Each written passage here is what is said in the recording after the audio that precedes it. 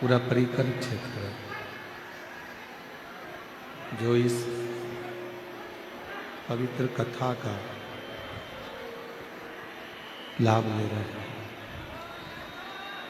और तेरी कृपा बिना न हिले एक भी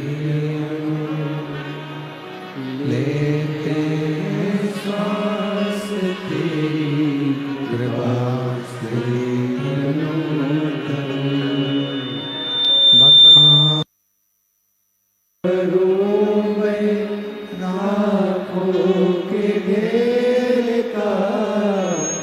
चपटी भगोद में है खजाना कुबेर का है गंगाहार मुक्ति द्वार ओंकार तू भोले ओंकार तू आयो शरण की शंभु तार तार तू बखान क्या करूं मैं राखों के ढेर का चपटी भगोट में खजाना कुबेर का है गंगा मुक्ति द्वार ओंकार तू भोले ओंकार तू आयो शरण तिहारी शंभु तार तार तू। ये पवित्र पावन भूमि श्री क्षेत्र चाकरवाड़ी, जहाँ शिव का एक अंश स्वरूप संत श्री ज्ञानेश्वर माउली जी, जिनकी ये पवित्र धरा है, और उस पवित्र धरा पर मैं श्री महादेव महाराज जी को धन्यवाद दूं कि उन्होंने इस पवित्र कथा का लाभ आप और हमको चाकरवाड़ी क्षेत्र में दिया है। एक बार श्री महादेव महाराज जी के लिए जोरदार ताली बजाकर साधु का, श्री नारायण महाराज जी को भी साधु का, और इस संपूर्ण क्षेत्र में विराजमान सभी शिव भक्त भगवान शंकर की आराधना करने वाले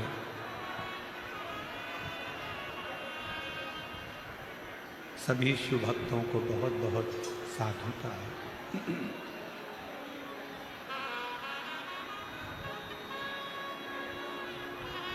देखिए, भगवान शिव की आराधना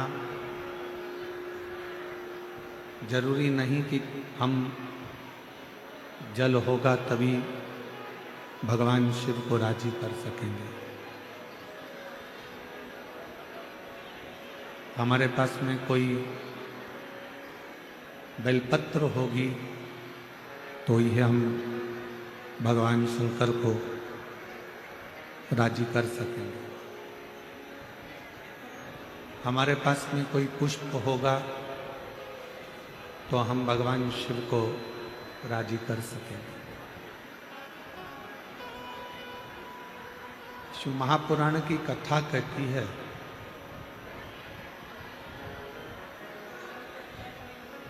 ये सारी सामग्री,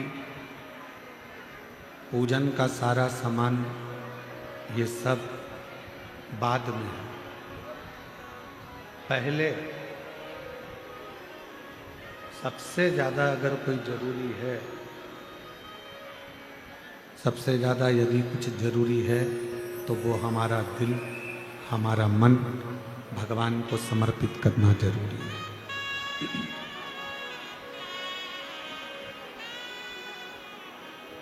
हमने भगवान शिव को, भगवान शंकर को एक लोटा जल चढ़ाया और मालूम पड़े हमारा दिल, हमारा मन वहां है ही नहीं, तो फिर जल चढ़ाना कैसे सार्थक हो?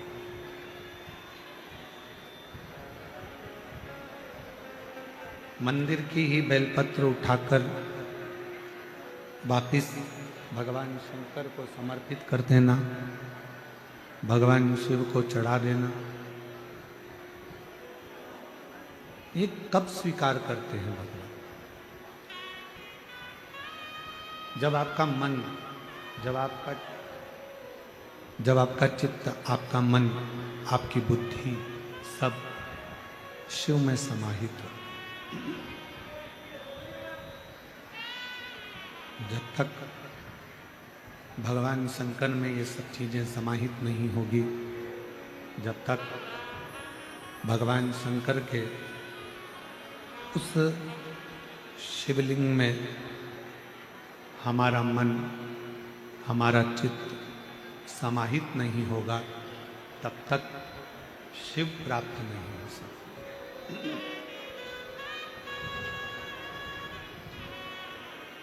भगवान शंकर की प्राप्ति का केंद्र बिंदु है हमारा दिल, हमारा मन, हमारा चित्त।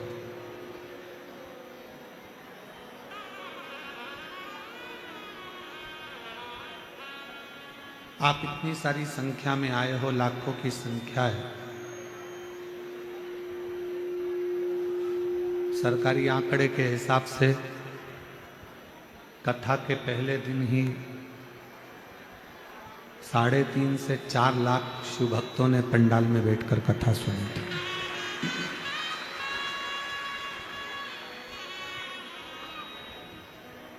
और मैं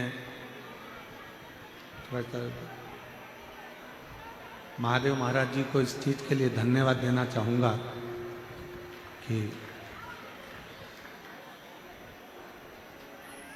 4.5 लाख लोगों ने पहले दिन शिव पुराण सुनी और लगभग 2 से 2.5 लाख शिव भक्तों ने चाकरवाड़ी की भोजनशाला में भोजन ग्रहण किया।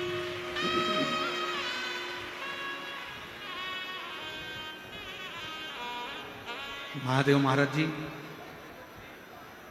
मैं आपको धन्यवाद दूं, साधुवाद दूं। इतनी सुंदर महाराष्ट्र में हम जब भी कथा करें, और एक कथा नहीं कई कथा महाराष्ट्र के मराठवाड़ा में, विदर्भ में सभी दूर हुई,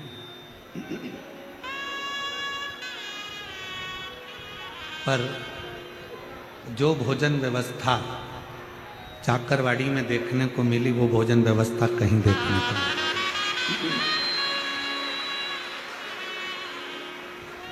हलवा क्या, सीरा बना, हलवा बना, बूंदी बनी, चावल बना, सब्जी बनी, कढ़ी बनी,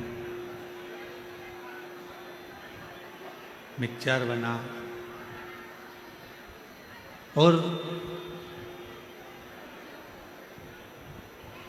कोई भी जिस भाव से आकर वहां खड़ा हुआ, ये देखकर भोजन दिया गया कि मेरा माउली आया है और वही पा रहा है।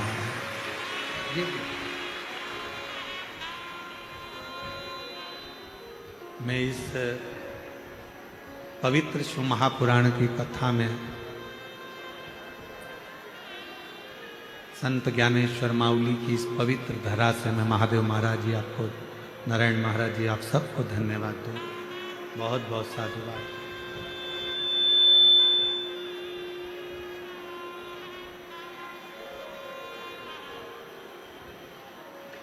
केवल भोजन बना लेना एक अलग विषय है, भोजन कर लेना एक अलग विषय है, पर उस भोजन को दिल से बनवाना और दिल से कराना, जब भोजन दिल से बनता है तो लोग दिल से पाते हैं, और दिल से पाते हैं तो दिल से दुआ देकर भी जाते हैं कि बाबा ऐसी कृपा सदा बना कर। और तेरी कृपा बिना ना हिले एक भी अणु, लेते श्वास तेरी कृपा से बखान क्या करूं मैं रातों के घेर का, चपटी भगोत में खजाना कुबेर का। हे गंगाधर मुक्ति द्वार ओंकार तू, भोले ओंकार तू, आयो शरण दिया शंभु तार तार तू। और ये गूंज कम कर दो थोड़ी सी। ये जो भी कृपा होती है, ये जो भी करुणा है, ये जो भी दया है, जो भी कृपा है, ये एक जन्म की नहीं होती।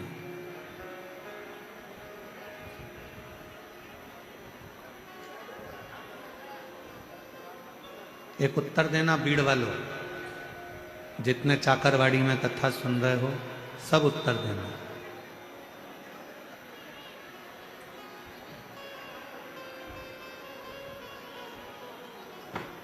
आपको निमंत्रण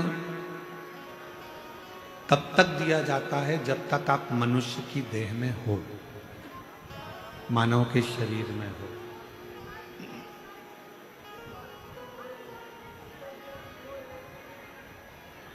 कब तक आपको बुलाया जाता है? जब तक आप मनुष्य के शरीर में हो।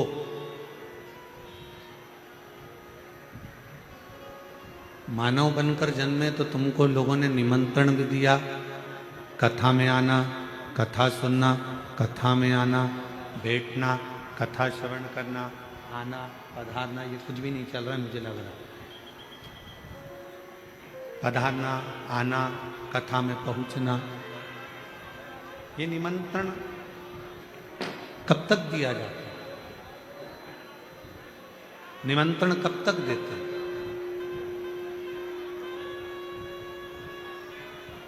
जब तक ये मानव का शरीर है। अभी आप और हम मनुष्य के शरीर में जन्मे हैं, इसलिए कोई हमको बुला रहा है। आप और हम मनुष्य के शरीर में जन्मे हैं, इसलिए कोई आप और हमको कथा में बुला रहा है। मान लो अगला जन्म कुत्ता का हो गया, पशु पक्षी का हो गया, जानवर का हो गया, कोई जीव जंतु का हो गया, तो कोई निमंत्रण देने बुलाएगा क्या? जम के तो बोलो। कोई तुम्हारे यहाँ कहने के लिए आएगा? कोई तुम्हारे यहाँ बोलने के लिए आएगा कि आप हमारे यहाँ कथा सुनने के लिए आए? आप शिव जी को एक लोटा जल चढ़ाने जाना, भगवान की भक्ति करने जाना, आप भजन करने जाना, आप स्मरण करने जाना, आप मंत्र जाप करने जाना, कौन बुलाएगा आपको?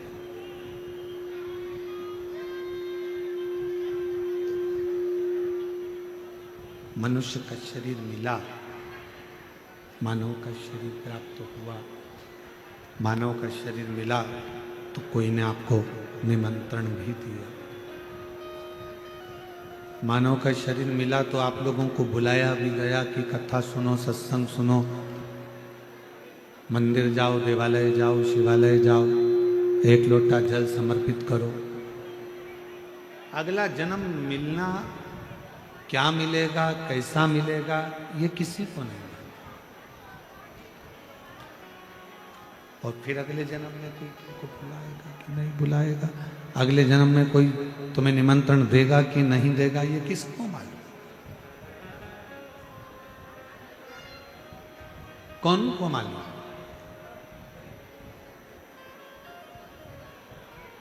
इसलिए मेरे देवाधिदेव महादेव को धन्यवाद देते रहा करो, मेरे शंकर भगवान को बार बार साधुवाद देते रहा करो कि आपने मुझे मानव का शरीर दिया और मैंने सत्संग किया।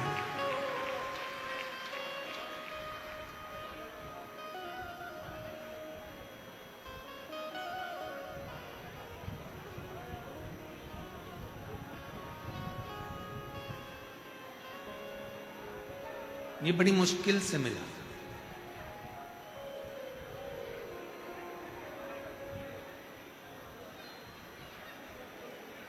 मानव शरीर अगर मिल गया और उस मानव शरीर में भी भगवत भजन हो गया तो ये समझ लो कि शिव की कृपा, शिव की करुणा। और तेरी कृपा बिना न हिले एक भी अणु, लेते हैं श्वास तेरी कृपा से तनो तनो। दो भूख है, एक तन की भूख होती है, एक मन की। प्रेशर बढ़ाओ, प्रेशर। तन की भूख और एक मन की भूख, दो भूख है। एक तन की भूख होती है, एक मन की भूख होती है। और इन दोनों भूख को कभी मिटाया नहीं जा सकता। इन दोनों भूख को कभी समाप्त करा नहीं जा सकता।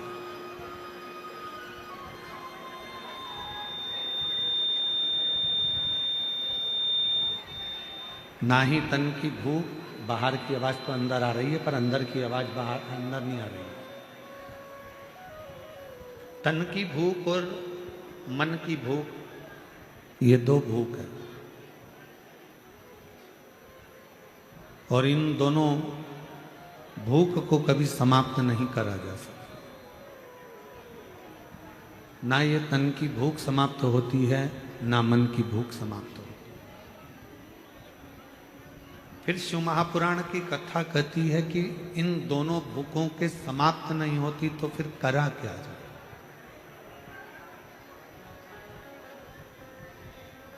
क्या करा जाए कि ये दोनों भूखें कंट्रोल में रहे। तो कहा एक काम करो, तन को भी काम में लगा दो और मन को भी काम में लगा दो। जब व्यक्ति काम में लग जाता है, जब व्यक्ति काम में लग जाता है तो फिर उसको भूख नहीं लगती। इस तन को अपने कर्म में लगा दो और इस मन को भगवान शंकर की भक्ति में लगा दो। ये दोनों जब काम में लग जाएंगे तो तन और मन भूखे नहीं। शरीर की भूख, तन की भूख और मन की भूख, इसको समाप्त करना बहुत कठिन, बहुत। पर दोनों को ही अगर हमने कर्म में लगा दिया, शरीर को भी कर्म में लगा दो, तन को भी कर्म में लगा दो कि परिवार का भरण पोषण करना है, परिवार को संभालना है, घर को संभालना है, कुटुंब को संभालना है, तो इसको शरीर को लगा दो काम में कि तुम काम करते हो। और मन को भी लगा दो।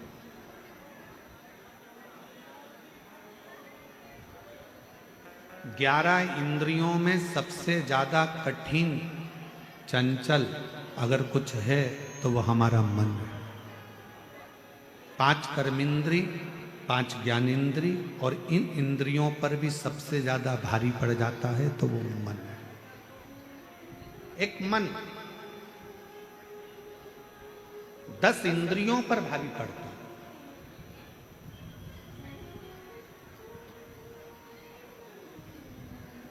कितना कितना शिव महापुराण की कथा कहती है, भगवान शंकर का संवाद कहता है। पार्वती मैया का जब प्रागट्य हुआ, माँ पार्वती मैया जब जन्मी और हिमालय राज के यहां पर खूब बधाइयां बट रही हैं। मेरे घर में बेटी का जन्म हुआ और हिमालय राज बड़े खुश हो रहे थे कि आज मेरे घर में एक बेटी का जन्म हुआ।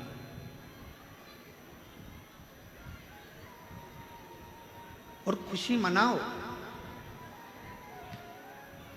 कि हमारे घर में बेटी का जन्म हुआ है। बेटा एक कुल को तारता है और बेटी दो कुल को तार देती है। प्रसन्नता मनाओ, मना नहीं। इस चित्त को, इस मन को, एक बड़ा सुंदर संवाद है कि हमने अपने जीवन को, हमने अपनी उम्र को, हमने अपने भजन में इस मन को कितना लगाया, हमने कितना इस चित्त को लगाया, हमने कितना इस मन को लगाया। एक गुरुजी एक जजमान के घर आए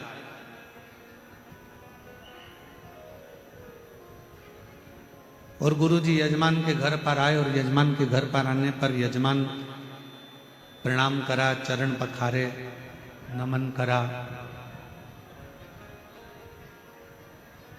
बहू थी नई, आ गई, प्रणाम करा उसने भी।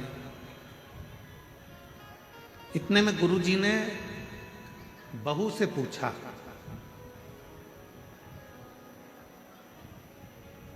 बेटा तुम्हारी सास की उम्र कितनी है? बहू ने बताया 35 साल, 35 मेरी सास की उम्र है। तुम्हारे ससुर की उम्र कितनी है? कहा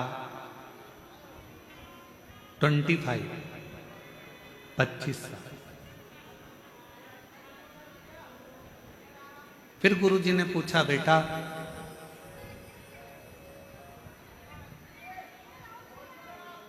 तुम्हारे पति की उम्र कितनी है? कहा कल ही पैदा हुआ है। फिर गुरुजी ने पूछा, तुम्हारी उम्र कितनी है? कहा 48, 48 वर्ष। सास को गुस्सा आ गया, खड़ी हो गई। क्यों गुरुजी, मैं तुम्हें क्या 35 साल की दिख रही हूं? इसका ससुर क्या 25 साल का दिख रहा है? इसका पति कल पैदा हुआ तो शादी किसके साथ हुई? मेरी बहू सब झूठ बोल रही है, केवल इसने अपनी उम्र सही बताई है, बाकी के सब की उम्र झूठी बताई है। गुरुजी ने कहा, मां आप नाराज मत हो, मैंने आपकी बहू से उम्र नहीं पूछा, मैंने आपकी बहू से ओरिजिनल उम्र पूछी है।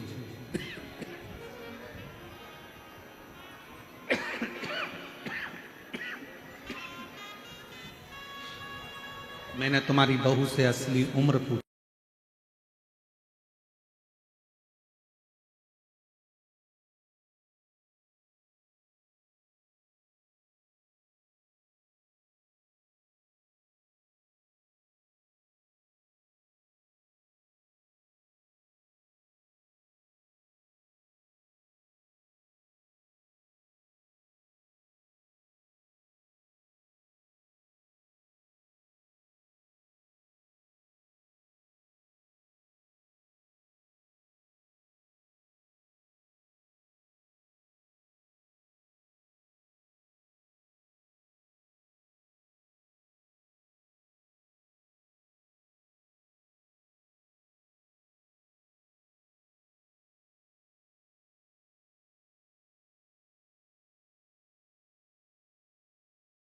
वो 48 साल की हो गई, 48 वर्ष की उम्र उसकी ठीक है।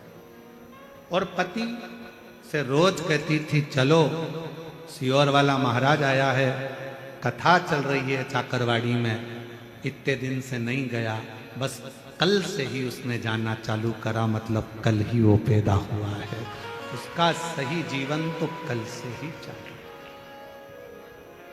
आप में से कई माताएं, कई भाई, कई बहनें, कई मेरी जीजियां, कई मेरे जीजा, कई मेरी बेटियां, कई मेरे बेटा, आप में से भी ऐसे होंगे जो पहले दिन आए होंगे या कल पहली बार आए होंगे या आज पहली बार आए होंगे, जो कल और आज पहली बार कथा सुन रहे हैं या पंडाल में आए हैं।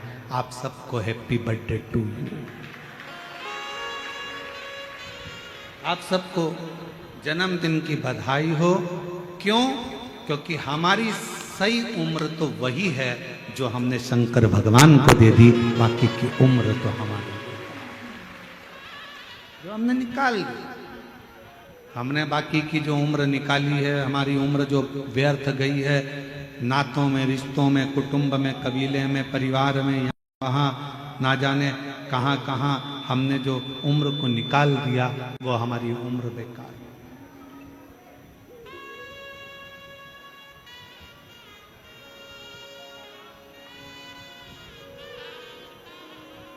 मैं महादेव महाराज जी आपको साधुता दूं, महाराज नारायण महाराज सबको, कि आप लोगों ने अपने बच्चों को भी सही उम्र दी है। डॉक्टरी की पढ़ाई के साथ साथ उनको अपने पूर्वजों ने जो सत्संग किया, भजन किया, जो माउली ने कृपा करी, वो सारी कृपा का वृतांत उनको अपने जीवन में दिया और सत्संग में उनको लगाया।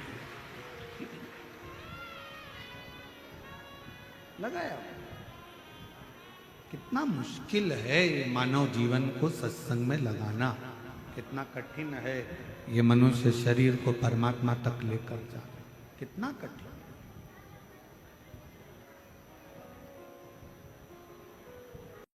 ज्यादा कठिन है ये मन। इसको लगाओ सत्संग में, भजन में, चले जाता है भोजन में। इसको भेज दो सत्संग में, तीर्थ में, चले जाता है फिल्म में। अपने मोबाइल में गूगल पर सर्च करो या इंस्टाग्राम पर देखो या व्हाट्सएप पर देखो, बहुत सारी चीजें 24 घंटे आती रहती है। 24 घंटे तुम देख देख के थक जाओगे, पर तुम्हारा मोबाइल नहीं थकेगा, इंस्टाग्राम नहीं थकेगा, व्हाट्सएप नहीं थकेगा, गूगल नहीं थकेगा, यूट्यूब नहीं थकेगा, ट्विटर नहीं थकेगा। तुम थक जाओगे, तुम्हारी आंखें दुखने लगेगी, मोबाइल देखते देखते तुम्हारा सिर दुखने लगेगा, पर मोबाइल नहीं दुखेगा। पचासों चीज दिन भर मोबाइल में आती है, रात भर मोबाइल में आती है। अब ये आपके ऊपर आधारित है कि आपको उसमें से क्या ग्रहण करना।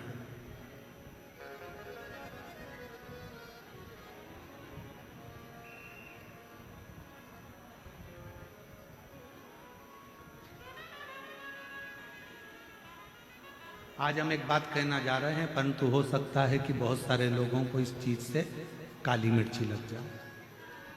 महादेव महाराज जी हमारी बात से थोड़ा लोगों को बहुत लगती बहुत हो सकता है कि कई लोगों को ये बात लग जाए।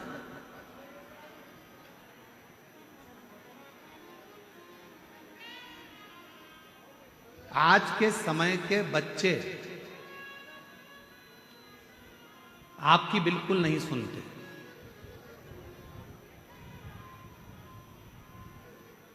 100 बच्चों में से 10 बच्चे ऐसे होंगे जो अपने माँ बाप की सुनते होंगे, बाकी के 90 की तो हम गारंटी ले रहे हैं नहीं सुनते। आज के जमाने के बच्चे आपकी नहीं सुनते। आज के जमाने के बच्चे आपकी नकल करते हैं। क्या करते हैं? जम के बोलो जरा। नकल।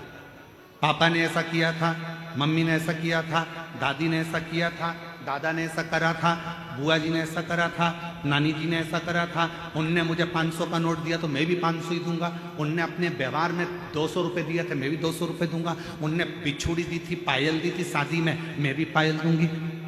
आज के जमाने के बच्चे आपकी नहीं सुनते, आज के जमाने के बच्चे आपकी नकल करते। तो मेरा निवेदन है, अगर बच्चे आपकी नकल कर रहे हैं तो आप उनको अच्छी नकल दो। दिन भर मोबाइल पकड़कर अगर मम्मी बैठी रहेगी तो बच्चे भी दिन भर मोबाइल पकड़कर बैठे रहेंगे, और अगर मम्मी दिन भर अच्छी किताब लेकर बैठी रहेगी तो बच्चे भी अपनी पुस्तक लेकर बैठे रहेंगे।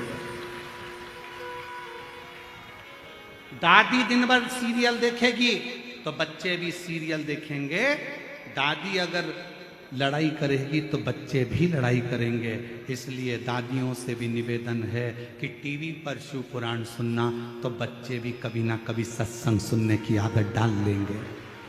नकल करते हैं बच्चे, माँ जैसा करेगी वैसे बच्चे करेंगे। आज का जमाना है, आज के बच्चे आपकी सुनते नहीं पर नकल पूरी करते हैं। मम्मी ने तुम भी तो इतनी देर से मोबाइल लेके बैठी थी और मुझे पढ़ने बिठा दिया। आज के बच्चे कहते हैं बोलो दीजिए सही है कि गलत है।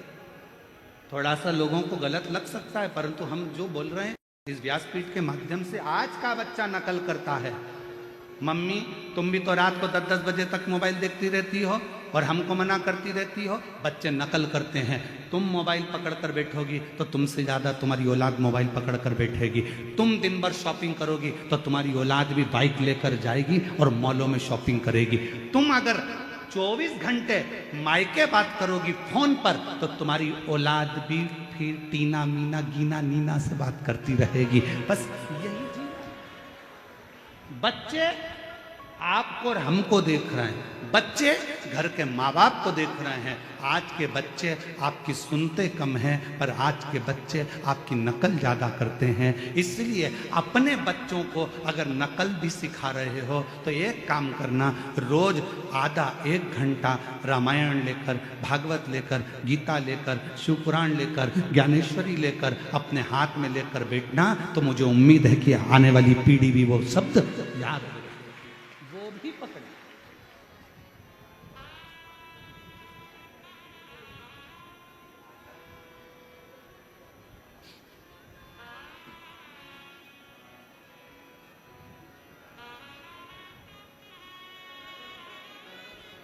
हम क्या दे रहे हैं? कल महादेव महाराज जी वो बुजुर्ग से महाराज जी आए थे ऊपर थोड़ा विश्राम कर, क्या नाम था? नेत्र आए, माइक तो दो जरा, माइक दो।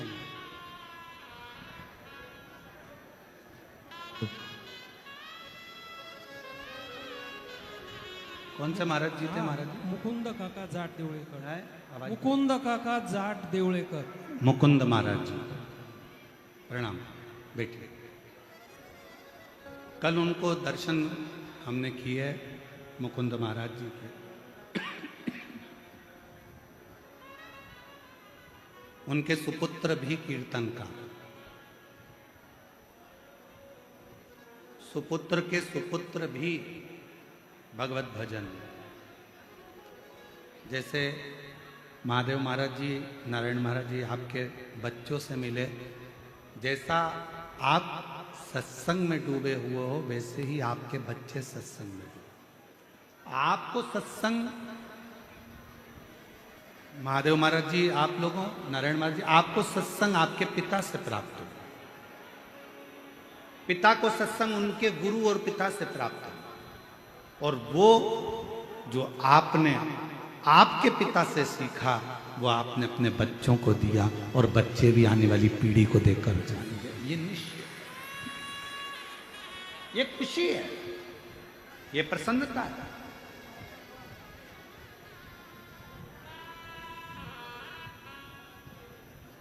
आज के जमाने की शिक्षा भी आपने अपने बच्चों को दी है, और जो संस्कारों की शिक्षा है वो भी अपने बच्चों को दी।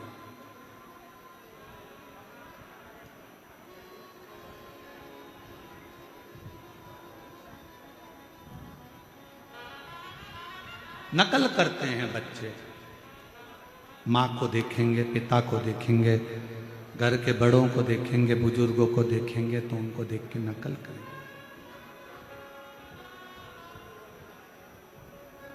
शिव महापुराण की कथा कहती है हर मास से प्रार्थना करती है। इस व्यासपीठ के माध्यम से चाकरवाड़ी की इस पवित्र भूमि से, बीड़ जिले से हम आपसे निवेदन करते हैं कि आप अपने घर में कम से कम आधा घंटा, 1 घंटा किताब लेकर बैठो। मेरी जीजियों, जब आप कोई पुराण, कोई किताब, कोई अच्छी पढ़ने की पुस्तक, हम मना नहीं कर रहे, हम ये भी नहीं कर रहे कि तुम इनको लेकर बैठो कि गीता ले कि शिव, अच्छी पढ़ने की किताबें अगर आप लेकर बैठोगी, मोबाइल को थोड़ा साइड में रख दोगी, तो तुम्हारे बच्चे भी ये सोचेंगे मम्मी भी शादी के इतने साल के बाद भी पढ़ाई कर रही है, तो मैं भी थोड़ा पढ़ाई कर लूं, बच्चों को थोड़ा सीख, थोड़ी सी। गायत्री परिवार वाले कहते हैं हम सुधरेंगे युग सुधरेगा, यही बोलते हैं, जम के बोलो, क्या बोलते हैं? हम सुधरेंगे युग सुधरेगा, हम बदलेंगे युग बदलेगा। बदलना किसको है? पहले अपने आप, हमको स्वयं।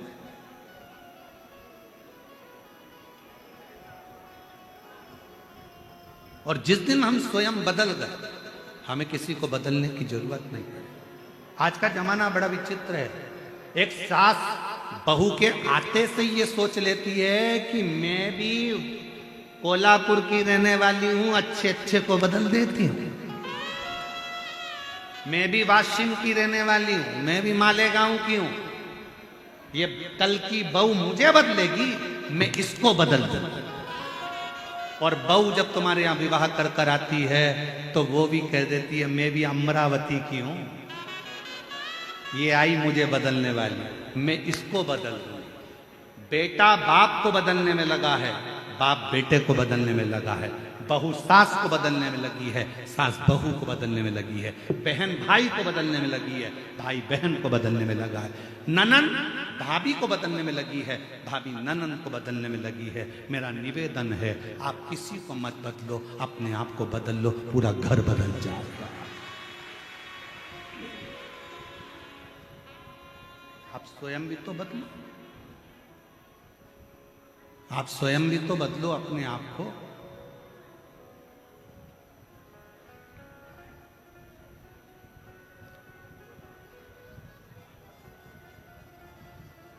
स्वयं बदलो।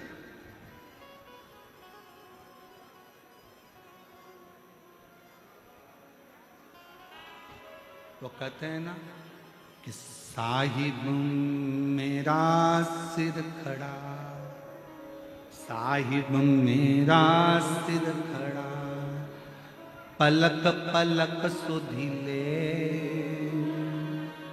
जब ही गुरु कृपा करे, तब ही शिव झोली भर के दे। आप खुद अपने आप को जब बदल लोगे, जब अपने आप को तुमने चेंज कर लिया, बदल लिया, तो फिर कोई तुमको बदलने वाला नहीं आएगा। फिर अपने आप सब कुछ बदल जाए, सब।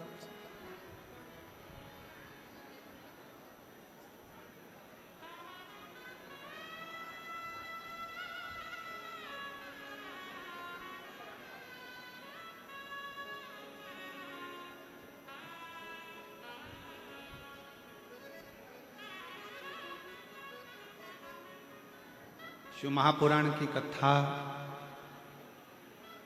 करते करते 30 साल के लगभग में हो जाए।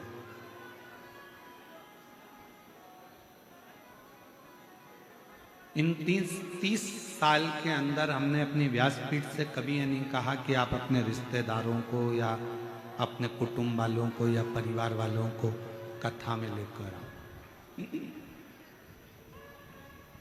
कभी नहीं बोला। इन 30 साल में आपसे केवल इतना जरूर कहा कि आप कथा तक आओ।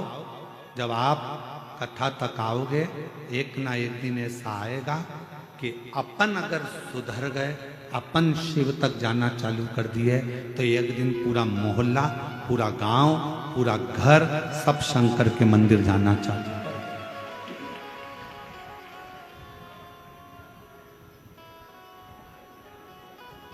आप स्वयं तो जाओ। स्वयं के जाने का जो फल है वो दुनिया में कुछ भी, कुछ भी।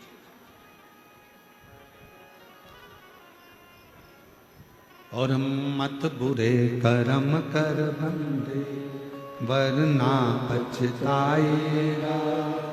भगवान की आंखों से तू बच नहीं पाएगा, तू बच नहीं पाएगा।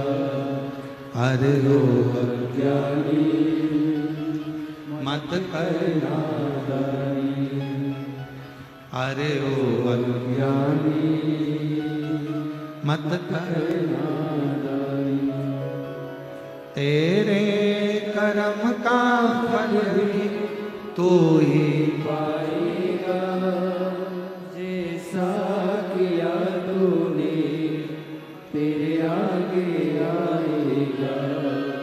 मत बुरे कर्म कर बंदे, वरना पछताएगा। भगवान की आंखों से तू बच नहीं पाएगा, तू बच नहीं पाएगा। हम स्वयं को सुधार लें।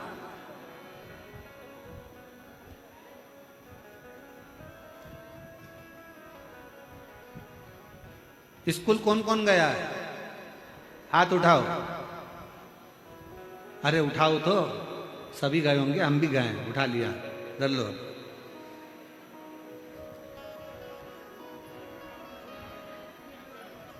सारे सब्जेक्ट की अलग अलग एक एक फेयर कॉपी होती है। बोलो तो, कौन सी कॉपी? Fair copy. हिंदी की, अंग्रेजी की, गणित की, साइंस की, सबकी फेयर कॉपी एक अलग होती है, सबकी अलग अलग होती है। और एक कॉपी बिचारी होती है जिसमें सारे सब्जेक्ट को लिखा जाता है, उसको कहते हैं रफ कॉपी। बोलो सही है कि गलत? अरे बोलो तो जम के। रफ, टीचर ने कुछ लिखाया बोर्ड पे, वो लिख लिया, फिर किसी ने लिखाया, वो लिख लिया। अंग्रेजी का आया, साइंस वाला आया, मैथ वाला आया, फिर ये आया संस्कृत वाला, फिर ये हिंदी वाला, सब रफ में उतार लिया।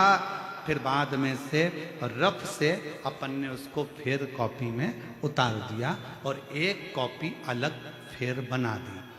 घर में भी फेयर कॉपियाँ तो जितने घर के बेटे हैं, बहुएं हैं, ये सारी फेयर कॉपी हैं। और घर के जो बुजुर्ग हैं ये रफ कॉपी हैं, बहुत कुछ लिख लेते हैं और आपको अच्छा बना देते। घर का बुजुर्ग रफ कॉपी की तरह है। इसने भी कुछ कहा, उसने भी कुछ कहा, बड़ी बहू कुछ बोल गई, छोटी कुछ बोल गई, मंजला कुछ बोल गया, संजला कुछ बोल गया, ननद आई बोल गई, मामा जी आए बोल गए, फूफा जी आए बोल गए।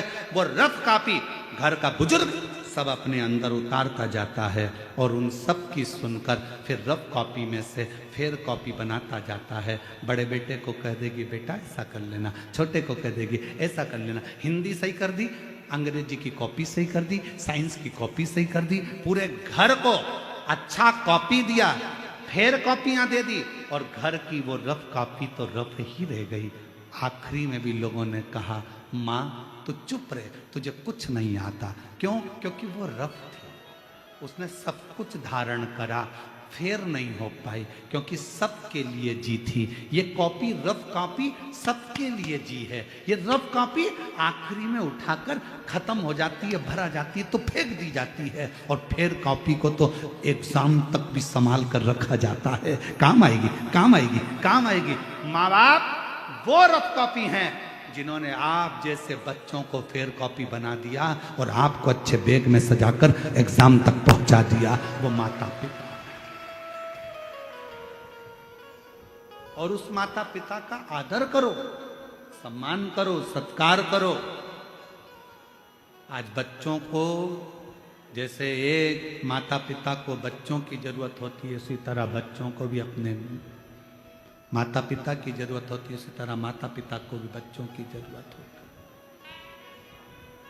हिमालय राज की नगरी में नगाड़े बज रहे हैं, बैंड बाजे बज रहे हैं, ढोल बज रहे हैं, मृदंग बज रहे हैं। क्यों? हिमालय राज के घर में बेटी का जन्म हुआ।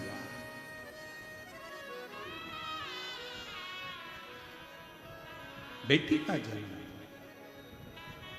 और कितना कितना जरा देखो, शिव महापुराण की कथा को उठाकर देखिएगा। शंकर भगवान की धर्म पत्नी पार्वती जी का जन्म होता है तो हिमालय राज के यहां पर नगाड़े बजते हैं, ढोल बजते हैं। शंकर भगवान की खुद के घर में अशोक सुंदरी का जन्म होता है।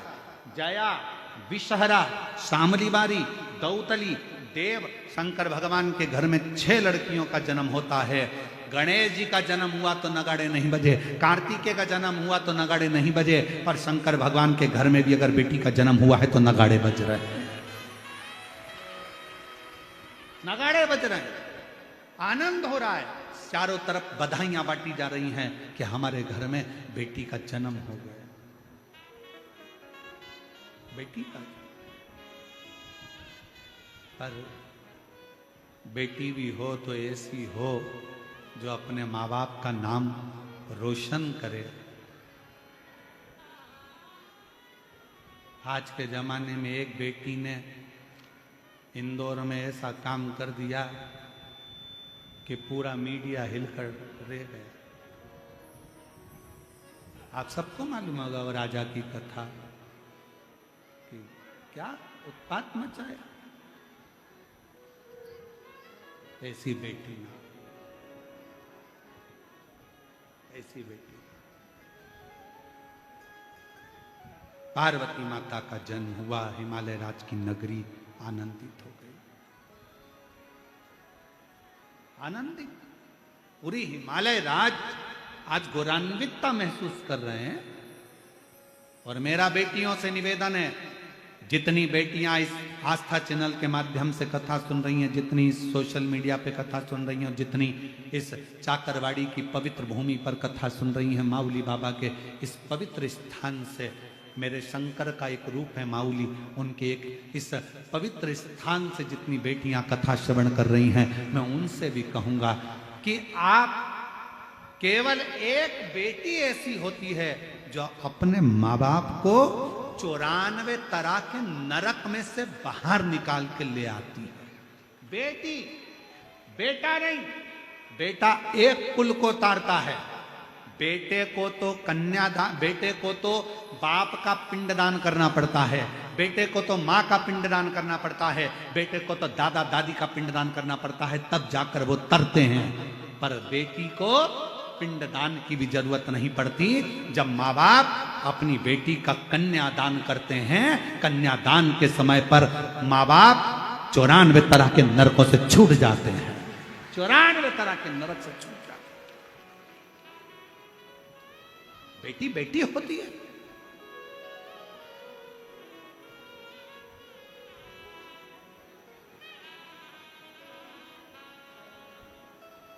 श्रेष्ठ बेटी का जन्म हो। हिमालय राज के घर में पार्वती जी का जन्म हुआ और हिमालय राज की नगरी बड़ी आनंदित हो रही, बड़ी आनंद। और महाराज वो कहते हैं ना, चौक पुराओ माटी रंगाओ, आज मेरे घर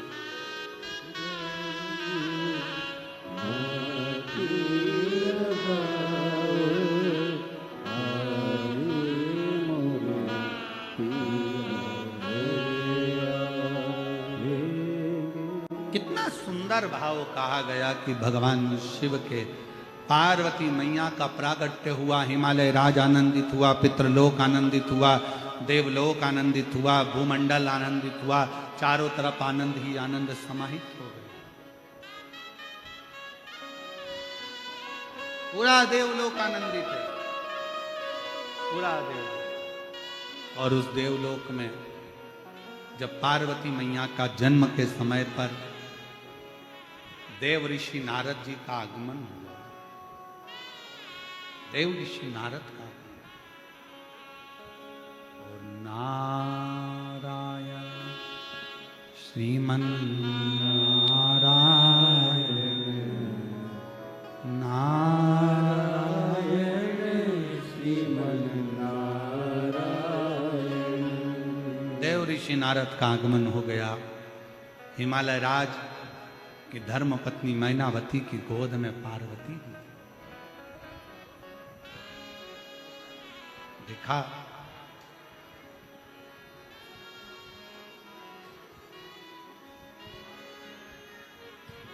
गोदी में पार्वती। देव ऋषि नारद जी ने देखते ही श्रीमन नारायण श्रीमन नारायण श्रीमन नारायण श्रीमन नारायण। बहुत ठाका लगाए नारद जी महाराज, खूब तेज हंसे, बहुत तेज। नारायण श्रीमन नारायण नारायण श्रीमन नारायण। खूब हंसे। हिमालय राज ने हाथ जोड़कर प्रार्थना कर कर अंदर प्रवेश दिया। भीतर प्रवेश।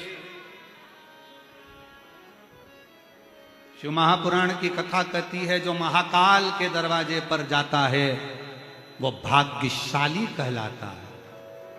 जो महाकाल के दरवाजे पर जाता है वो भाग्यशाली कहलाता है। और जो घर पर बैठकर महाकाल को याद कर लेता है वो सौभाग्यशाली कहलाता है। जो महाकाल के दरवाजे जाता है वो भाग्यशाली कहलाता है।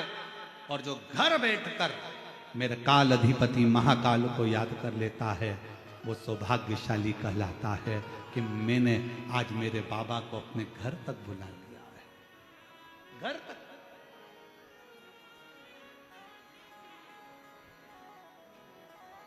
शिव को घर तक। देवऋषि नारद ठाका लगाकर हंस दिए। और जो देवऋषि नारद ठाका लगाकर हंसे तो हिमालय राज ने पूछा, एक संत साधु तपस्वी गुरु साधक उपासक इतना ठाका लगाकर हंसे तो सोचना पड़ता है कि इतना बड़ा महाराज, इतना बड़ा संत, इतना बड़ा सन्यासी, इतना बड़ा तपस्वी साधक उपासक इतनी तेज हंसता नहीं है, इतना तेज ठाका लगाकर हंसता नहीं, पर आप हंस रहे हो इतना तेज, क्या बात है? नारद जी के हंसने पर हिमालय राज के अंदर थोड़ी सी क्षुब्धता उत्पन्न हुई।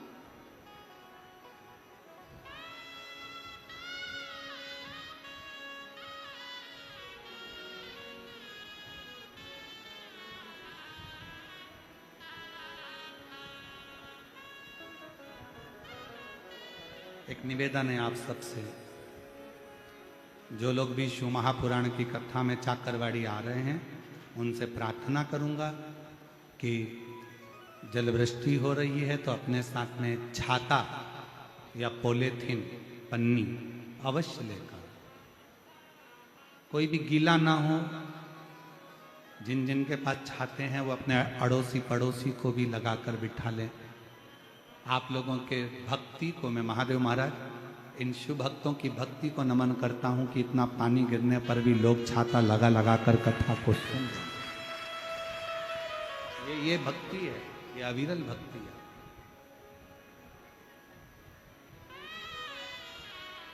नहीं तो महाराज जी श्रोताओं के लिए सोफे लगाना पड़ते हैं, कुर्सियां लगाना पड़ती है। आप देखेंगे कि लोगों ने वहां की सारी कुर्सी उठा के इकट्ठी करके धर दी, क्योंकि इनको मालूम है कुर्सी में जो मजा नहीं है वो जमीन पर बैठकर कथा श्रवण करने का जो मजा है वो कहीं नहीं। सब कुर्सियों का ढेर लगा दिया, ये रखी है, क्या करें उस कुर्सी का कि उसमें आनंद नहीं है। जो आनंद और वास्तवता है, चौकी पर बैठे तो चौकीदार कहलाए हो और जमीन पर बैठे तो जमींदार कहलाए हो, ये तो निश्चित है। चौकी पर बैठे तो चौकीदार कहलाए और जमीन पर बैठे तो जमींदार कहलाए हो। और चौकीदार की ड्यूटी तो 2-3-4 घंटे में पूरी हो जाती है, पर जमींदार ड्यूटी नहीं करता, जमीन का मालिकाना हक रहता है, वो जमींदार कहलाता है। जमींदार हो आप, इसलिए जमींदार को टेंशन नहीं रहता, कुर्सी वालों को टेंशन रहता है। जरा सा कोई टच हुआ और कुर्सी हिली, गिराएगा, सर उतर, गिर जाऊंगी,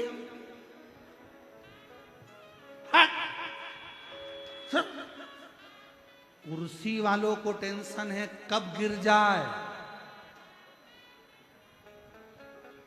ऐसे राजनेताओं को चिंता रहती है कुर्सी कब गिर जाए, कोई भरोसा नहीं। पर जो जमीन पर बैठा है उसको कोई टेंशन नहीं है कि कब गिरे।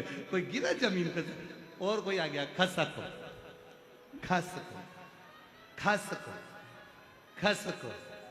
अब उनको कौन बताए कि ये खसक खसक के खसके हो गए।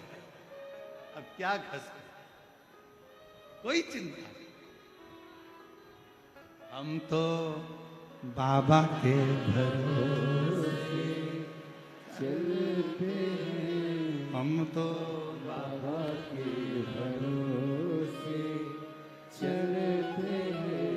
ये दुनिया वाले चलते हैं, ये दुनिया वाले चलते हैं, डमरू वाले के भरोसे चल चलते हैं, काशी वाले के भरोसे चलते हैं। हम उसके आश्रित होकर चले।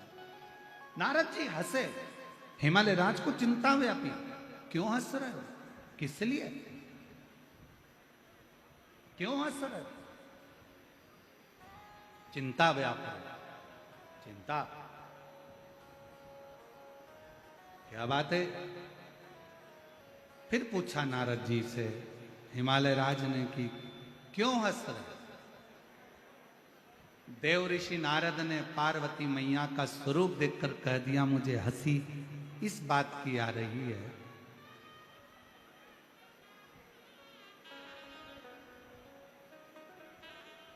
आज वो कथा भी याद आ गई राजा भोज की। कभी आप लोगों ने पढ़ी होगी राजा भोज की कथा। एक राजा भोज हुए जिनके राजा भोज जब स्नान कर रहे थे, नहा रहे थे, तो उनकी पत्नी उनके ऊपर पानी डाल डालकर नहला रही थी।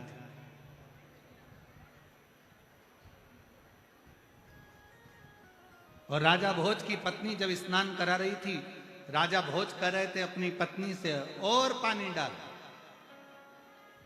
और पानी डाल, और पानी डाल, एक डब्बा और डाल, एक बाकेट और भर के डाल। राजा भोज की पत्नी निलाते निलाते अपने पति को बहुत तेज हंस दी, ठाका लगा कर।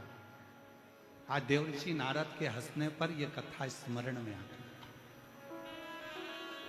राजा भोज की पत्नी जो हंसी, राजा भोज को गुस्सा आया। राजा भोज ने कहा मैं नहा रहा हूं, पानी डालने को कह रहा हूं, और तू मेरे को देखकर इतना ठाका लगा कर हंस रही है, बता क्यों हंस रही है? धर्म पत्नी ने कहा मैं नहीं बताऊंगी आपको कि मैं क्यों हंस रही हूं। राजा भोज ने कहा तुझे मेरी कसम है बताना पड़ेगा कि तू क्यों हंस रही है। राजा भोज की पत्नी बोली मैं नहीं बताऊंगी, भले आप कसम दे दो, पर मेरी भी कुछ मर्यादा है, मैं आपको नहीं बताऊंगी कि मैं क्यों हंस रही। तो तू नहीं बताएगी तो कौन बताएगा? इतने में राजा भोज की पत्नी बोली मेरी जो सग्गी बहन है ना, छोटी वाली, आपकी साली, वो बताएगी। राजा भोज ने जैसे ही सुना, नहाकर स्नान कर कर तैयार होकर राजा भोज अपनी साली के घर चले गए। और राजा भोज ने अपनी साली से पूछा मुझे तुमसे बात करना है। साली लगी थी काम में, उसने कहा जीजा जी मैं बाद में बात करूंगी। थोड़ी देर बाद राजा भोज फिर अपनी साली के घर चले गए। साली से कहा मुझे तुझसे बात करना है। साली ने कहा क्या बात करना है जीजा जी? साली से कहा कल तुम्हारी बहन मुझे पानी भर भर कर स्नान करा रही थी, मैं उससे कह रहा था कि एक डब्बा पानी और डाल, एक बाकेट पानी और डाल। मुझे नहलाते समय मैं तुम्हारी बहन से कह रहा था और पानी डाल, और पानी डाल, तो तुम्हारी बहन बहुत तेज हंसी थी। मुझे पूछना है, इसका उत्तर दो, तुम्हारी बहन क्यों हंसी थी? इतने में राजा भोज की साली ने कहा जीजा जी इसका उत्तर तो मैं नहीं दूंगी, पर परसों के दिन मैं अपने बेटे को जन्म दूंगी। उस बेटे की जो शादी होगी, उसकी जो बहू आएगी, वो बहू तुमको बताएगी, उसकी बहू तुमको बताएगी कि मौसी सास क्यों हंसी थी। मैं नहीं बताऊंगी, बताएगी तो वो बताए। और शंभो शरण में पड़ी मांगू घड़ी है, दुख काटो दया दर्शन ओ शंभो शरण में पड़ी मांगू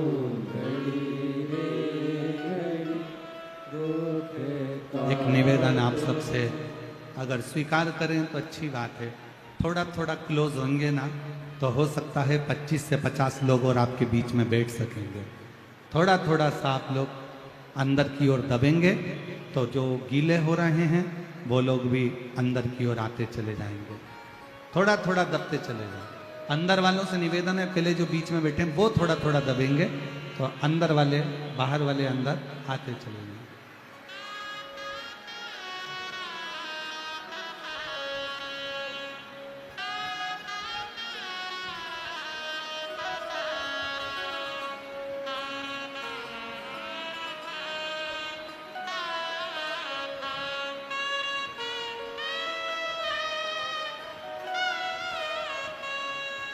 और शंभो शरण पड़ी मांगू घड़ी रे घड़ी, दुख काटो दया करी दर्शन आपो। भगवान देव महादेव की कथा कर रही है।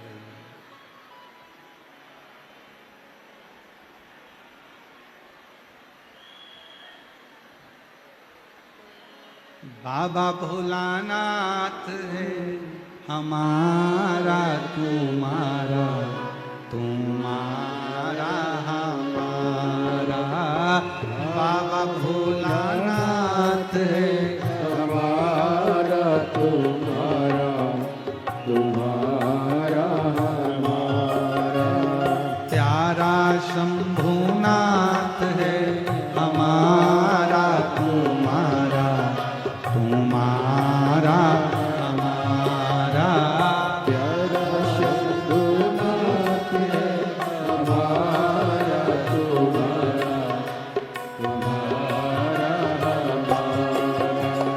जय भोला भंडारी गौरा के त्रिपुरारी। जय भोला भंडारी गौरा के त्रिपुरारी। ओ सुननार जी हमारी गौरा के त्रिपुरारी, सुन लो हमारी गौरा के त्रिपुरारी। मन की इच्छा पूर्ण हो कल्याण हमारा। मन की इच्छा पूर्ण हो कल्याण हमारा। बाबा नाथ है हमारा, तुम्हारा तुम्हारा हमारा।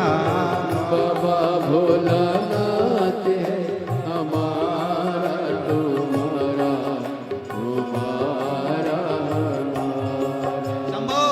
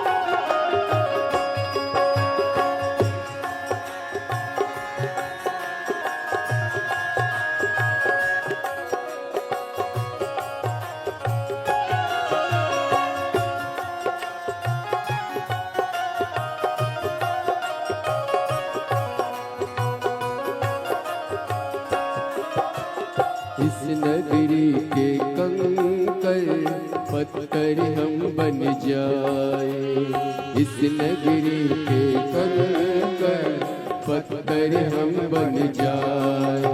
ओ इस नगरी के कंकर पत्थर हम बन जाए, इस नगरी के कंकर पत्थर हम बन जाए। भक्त हमारे ऊपर चढ़कर मंदिर जाए, भक्त हमारे ऊपर चढ़कर मंदिर जाए। भक्त जनों के पाँव पड़े तो होता रे हमारा, भक्त जनों के पाँव पड़े तो होता रे हमारा। बाबा भोलानाथ है हमारा, तुम्हारा तुम्हारा हमारा। ओ बाबा भोलानाथ है हमारा, तुम्हारा तुम्हारा हमारा। महाकाल की इस नगरी में पाऊं जन्म दोबारा, महाकाल की इस नगरी में पाऊं जन्म दोबारा। बाबा भोलानाथ है हमारा, तुम्हारा तुम्हारा हमारा। ओ बाबा भोलानाथ है हमारा, तुम्हारा तुम्हारा हमारा।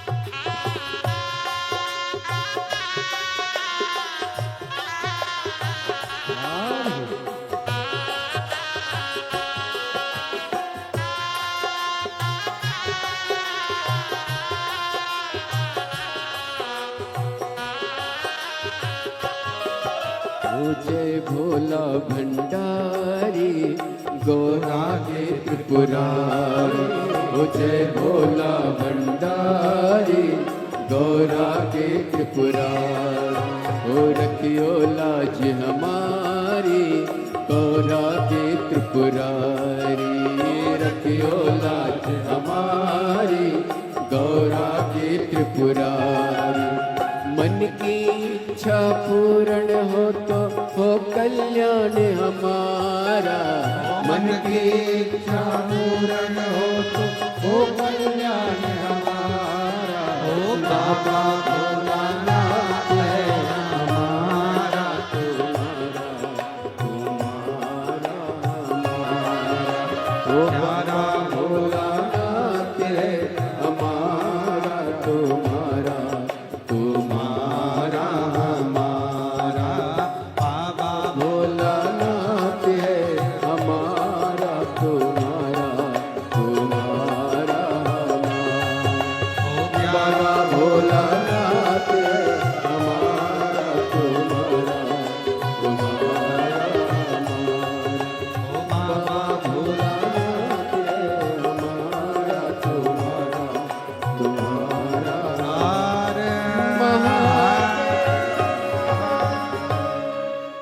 अपने स्थान पर बैठकर बाबा से अपने हृदय की बात कहिए। दिल से प्रार्थना करो, विनय करो, निवेदन करो। जहां जहां जगह मिल जाए वहां वहां बैठ जाओ। शिव जी से प्रार्थना करो, बाबा देवादिदेव महादेव से विनय करो। साथ में सभी लोग बोलेंगे, प्रार्थना करेंगे, विनय करेंगे। ये जिसको आता है वो साथ में अवश्य बोले और बाबा से प्रार्थना करें।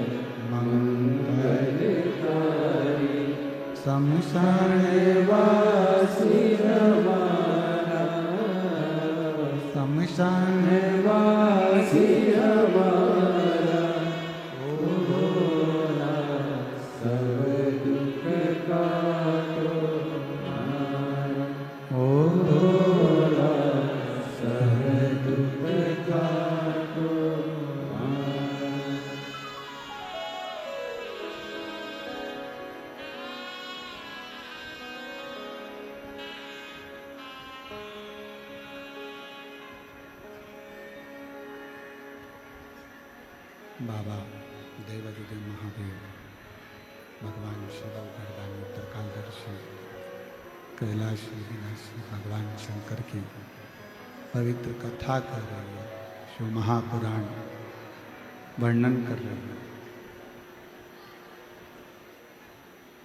राजा भोज की साली ने कहा, मेरे गर्भ से परसों के दिन एक लड़का जन्म लेगा और लड़के का जब विवाह हो जाएगा उसकी बहू आपको बताएगी कि मेरी बहन आपको नहलाते समय क्यों हंसी।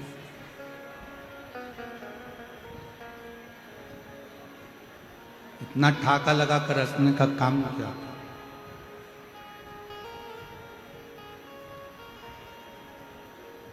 साली ने कहा, मैं उसको जन्म देकर मर जाऊंगा, मैं तुमको नहीं बता पाऊंगा। और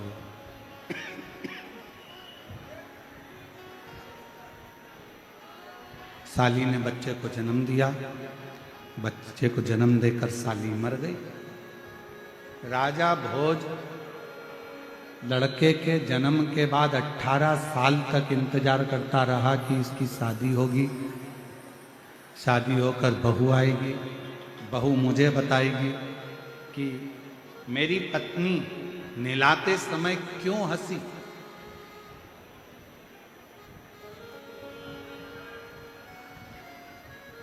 अठारह साल का लड़का हो गया, उसकी शादी हो गई, बहू आ गई।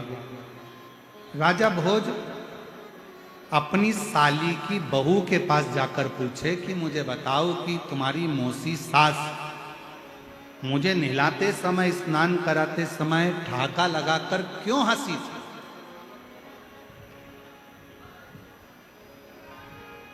उसका कारण क्या? तो बहू ने बताया, मौसा जी बात इतनी सी है कि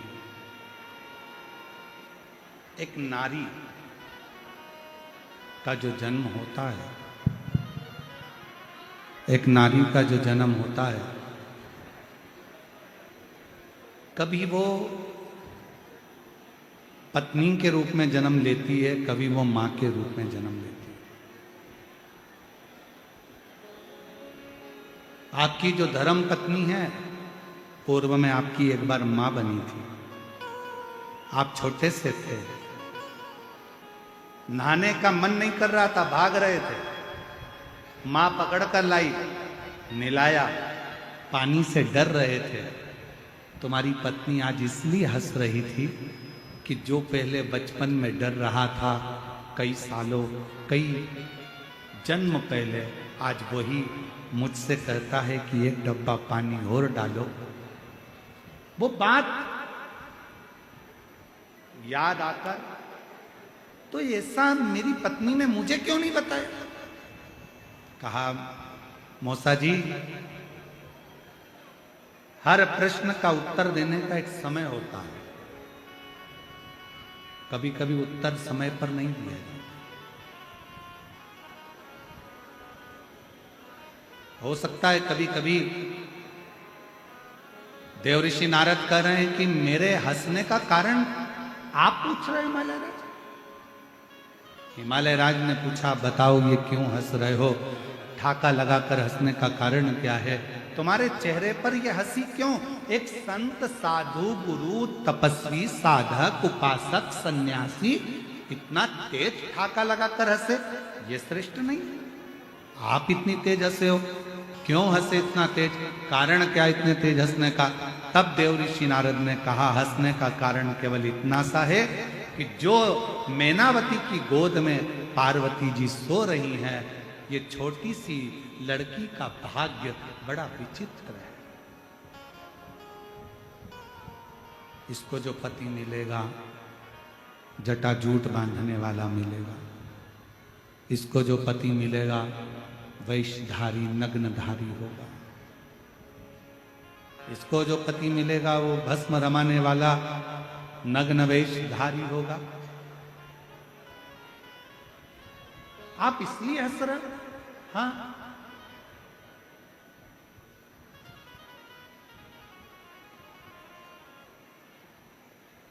हिमालय राज्य की धर्म पत्नी की आंख में से आंसू बह रहे, मैनावती रो रही है, नैनों से अश्रु बह रहे थे। हिमालय राज ने पूछा, क्यों रोती है? मेरी बेटी का भाग्य, देवऋषि नारद ने बताया।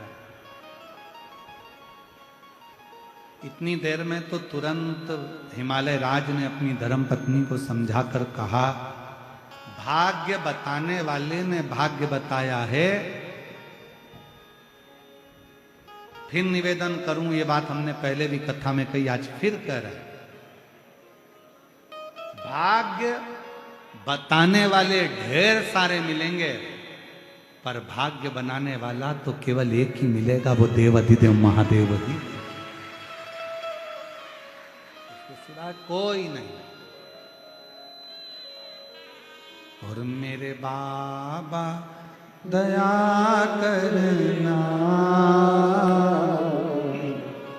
मैं तेरे भरोसे, खींचना पड़ रहा है, मेरे भोले दया करना,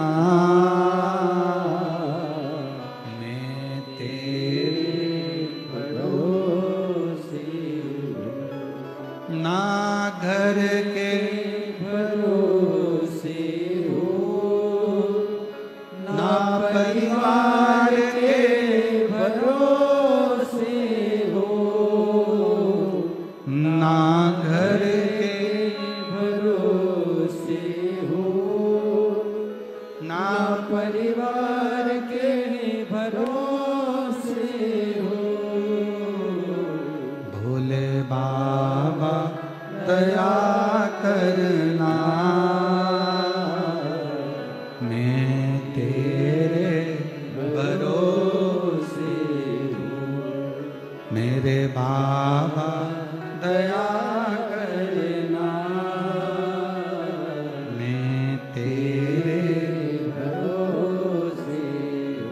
भाग्य बताने वाले ढेर मिलेंगे। साहब तुम्हारी किस्मत में ऐसा लिखा है, तुम्हारे भाग्य में ऐसा लिखा है, तुम्हारी जिंदगी में ऐसा लिखा है, तुम्हारे भाग्य में ऐसा लिखा है, तुम्हारी किस्मत में ऐसा लिखा है, तुम्हें ये वाला व्यापार नहीं फलेगा, तुम ये वाला व्यापार मत करना, आज का मुहूर्त नहीं है, कल का करना, परसों का मुहूर्त नहीं है, नरसों का करना। अभी लोग कहेंगे 4 महीने देवता सो गए,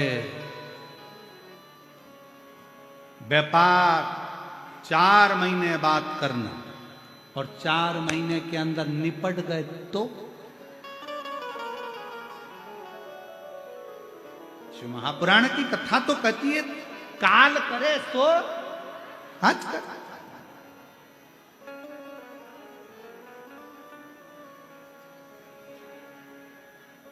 आज अपने अंदर एक बात उतार लेना, किसी का बुरा करना है, किसी को गाली देना है, किसी को अपशब्द कहना है, किसी को ताना देना है, किसी से झगड़ा करना है और किसी को आड़ा टेढ़ी बात कहना है, तो आज की जगह कल कहना। पर कोई अच्छा काम करना हो तो कल की जगह आज। जब कोई अच्छा काम करना है तो कल की जगह आज करो। कल मौका मिले ना मिले, कल समय मिले ना मिले, कल कोई समय मिल पाए ना मिल पाए, आज करो। भाग्य बताने वाले ढेर मिलेंगे। साहब इन्होंने भाग्य बताया था, इन्होंने ये पत्र देखो, पत्र कितना अच्छा है।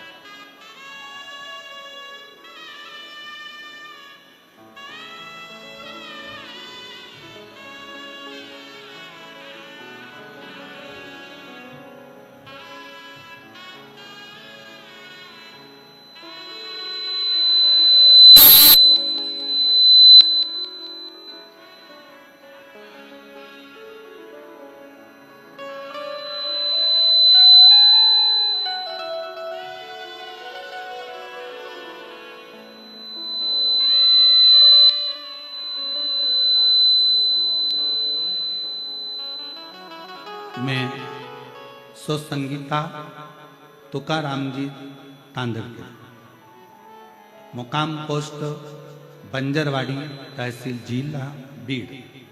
मेरा मोबाइल नंबर ये है। पत्र को एलईडी पर पढ़ सकते हो, आस्था चैनल पर पढ़ सकते हो। बाबा, मेरी मां के आंखों में कैंसर था। डॉक्टर को मां को दिखाया तो डॉक्टर ने ऑपरेशन करने की सलाह दी। जब कैंसर बताया तो आंखों का ऑपरेशन करने की सलाह दी। हमने आंखों का ऑपरेशन किया और 6 महीने के बाद तकलीफ फिर होना शुरू हो गई। मेरी मां को वापस घर ले आई, डॉक्टर को दिखाया तो डॉक्टर ने कहा कि ये वापस फैल गए। गुरुदेव, डॉक्टर फिर ऑपरेशन का कहने लगा। बुजुर्ग मां की आंखों का बार बार कैसे कैंसर का ऑपरेशन करें।